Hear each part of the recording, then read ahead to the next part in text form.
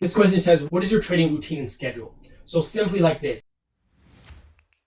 I think the weekend is the most important time for a trader, or just me in general. Over the weekend, I have the time to, one, review how I did last week. Was it a losing week? How do I feel about last week's performance? Was there a lot of things going on in life? Were there a lot of things on the market?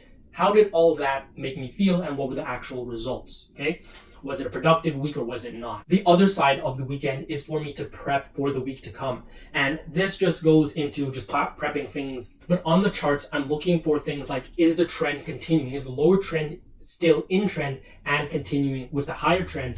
Is maybe the higher trend changing? Have we had a few consolidating weeks? All these things go into my general idea before we go into the week. One of the main things is I'm looking for the main direction of the weekly candle, okay? And then from there, I might go through and I look for those few stages in the market where, are we in an area of consolidation where liquidity might be grabbed, or are we in a trending situation where we're looking for support and resistance trades, okay? But really just like this, I don't really go to play things by the session or whatever session the market is in. I simply look for those two periods. Are we in a consolidating market or are we in a trending market? And from there, I know consolidating markets will form that set of an extreme, whether that's to the upside or the downside, before a trending market comes in, where you're not going to really get a lot of consolidation and things just like that. And from the trending market, you then will have a period where price slows down and goes back right into that other phase that it was just in, where it formed an extreme area, and then the trend continues, right?